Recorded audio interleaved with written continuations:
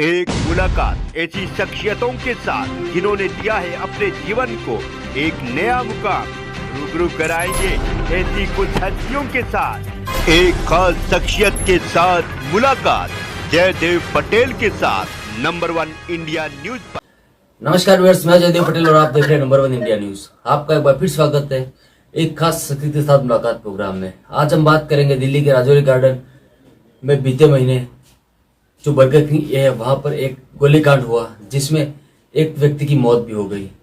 ऐसे में दिल्ली पुलिस ने इसका पूरा इन्वेस्टिगेशन शुरू किया और इसको अंजाम देते हुए कहीं न कहीं एक एनकाउंटर में 3 बदमाशों को मार गिरा है। आखिर पूरा मामला क्या है और कैसे इस पूरे अंजाम तक दिल्ली पुलिस पहुंची, इन तमाम मुद्दों पर बात करने के लिए हमारे साथ खास मेहमान है दिल्ली क्राइम ब्रांच के एडिशनल कमिश्नर संजय भाटिया। संजय भाटिया जी, आपको बहुत बहुत स्वागत है आज हमारे प्रोग्राम में। Thank you very much Jaydev. Sanjay Bhatia ji, आपसे मेरा पहला सवाल है कि जो पूरा जो इंसिडेंस था, जिस प्रकार से एक पूरा ऑपरेशन को अंजाम दिया गया, किस तरीके का इन्वेस्टिगेशन आप लोगों ने किया और किस तरीके का इनपुट आप लोगों को था? जयदेव, आप जानते हैं कि जून के महीने में एक शख्स की बर्गर किंग में निर्मम तरीके से हत्या कर दी गई थी। उस केस को दिल्ली पुलिस की काफी टीमें इन्वेस्टिगेट कर रही थी और उसमें खोजबीन जारी थी। क्राइम ब्रांच भी इसमें लगी हुई थी और क्राइम ब्रांच की एक टीम है एनडीआर की। उस टीम के को हेड करते हैं उमेश बर्तवाल और डीसीपी अमित गोयल। इनको पिछले फ्राइडे को सूचना मिली कि उस वारदात में शामिल दो बदमाश सोनीपत की तरफ से दिल्ली में सिमिलर तरीके की एक घटना को अंजाम देने आ रहे हैं। हम लोगों ने इस घटना को डेवलप किया, इस सूचना को डेवलप किया और सोनीपत के एसटीएफ को इस सूचना में शामिल किया और खरखोदा के पास हम लोगों ने ट्रैप लगाया और हमने पाया कि जैसी सूचना थी, एक सेल्टोस गाड़ी में 3 लड़के सवार होकर आ रहे थे। हमने जब उनको इशारा किया रुकने का, वो रुके नहीं, उन्होंने वहां से फायरिंग शुरू कर दी। जवाबी फायरिंग हमारी स्टाफ ने भी की, हमारी टीम ने भी की। जवाबी फायरिंग में वो तीनों शख्स को गोली लगी। बाद में जब उनको हॉस्पिटल ले गए तो वो मृत घोषित कर दिए गए। ये 3 शख्स आइडेंटिफाई हुए हैं आशीष लालू के नाम से, विक्की के नाम से और सन्नी गुजर के नाम से। आशीष लालू और विक्की साफ तौर से बर्गर किंग की घटना में शामिल थे। ये वारदात उन्होंने पिछले महीने एक गैंगस्टर के कहने पर, जो हम वेरीफाई कर रहे हैं, अंजाम दी थी और हम लोग इसकी छानबीन में जुटे हुए थे। तो एक बड़ी कामयाबी दिल्ली पुलिस को, क्राइम ब्रांच को हाथ लगी जब इसके जो ये घटना हुई थी बर्गर किंग की, इसको सुलझा लिया गया है और इसमें इन्वॉल्व जो 2 बदमाश थे और तीसरा सनी गुजर, जो बाकी काफी मुकदमों में वांटेड था, उस पे मुकदमे काफी हैं, वो भी इस मुठभेड़ में मारा गया और 3 बदमाश जो है वो ढेर हो गए। जी संजय भाटिया जी, अगर हम बात करते हैं बर्गर किंग वाले मामले को लेकर, तो क्या एक कंफर्मेशन थी कि ये जो लोग जो मारे गए वो लोग वहां पे उस इंसिडेंट में मौजूद थे, और मौजूद थे तो इनके अलावा और कौन कौन लोग वहां पे थे? इस बारे में क्या कुछ इन्वेस्टिगेशन अभी तक सामने आया? जयदेव, आप जानते हैं कि इसमें एक लड़की की तलाश की जा रही है और वो अभी तक लापता है। मोटरसाइकिल पर जो लेके आया था उसको स्पेशल सेल ने अरेस्ट किया। 2 लोग जो अंदर गए वो आइडेंटिफाई हुए थे आशीष लालू और विक्की।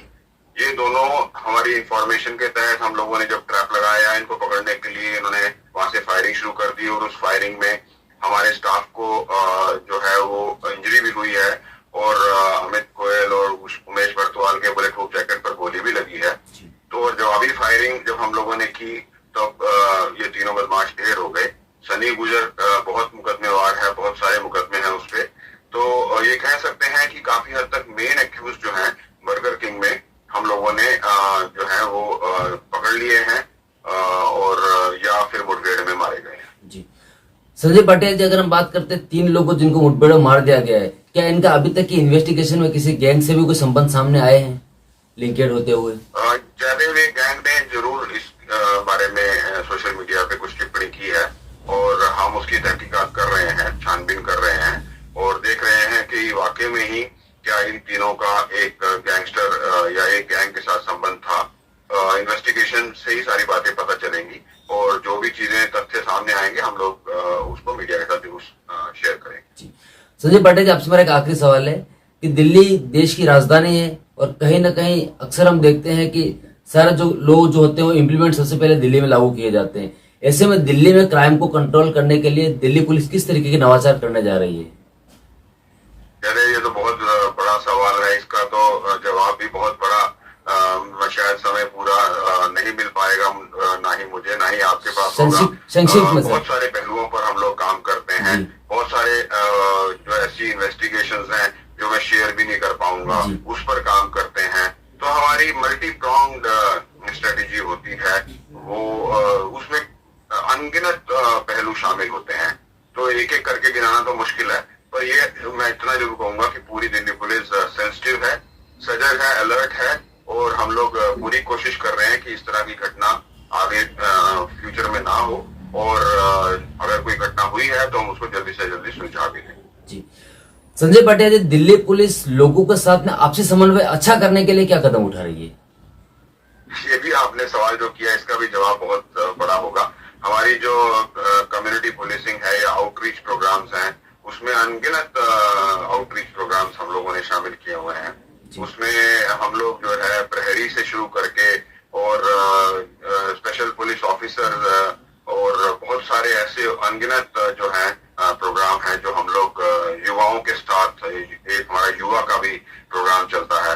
तो इतने बहुत सारे हैं जो हम लोग समन्वय स्थापित करने के लिए, कंटैक्ट स्थापित करने के लिए कम्युनिटी पुलिसिंग में जो है अलग अलग तरीकों से हम लोग कोशिश करते हैं कि हमारा संपर्क भी स्थापित रहे, हमारा जो दिल्ली की जनता है या दिल्ली का यूथ है वो भी कनेक्टेड रहे, उनकी एनर्जी से एनालाइज रहे, और भी तमाम तरह की चीजें हैं। हम स्कूल्स में, कॉलेजेस में भी कंटैक्ट एस्टैब्लिश करके रखते हैं। तो ये सारी चीजें हम लोग करते रहते हैं। इसमें बहुत सारी जो है एफर्ट्स हमारे कामयाब भी होते हैं और हमारी सक्सेस स्टोरीज भी हैं। कभी समय होगा तो हम आपको सक्सेस स्टोरीज के बारे में जरूर बताएंगे। जी संजय पाटिया जी, आपने हमारे लिए समय निकाला, उसके लिए आपका बहुत बहुत धन्यवाद। Thank you. Thank you.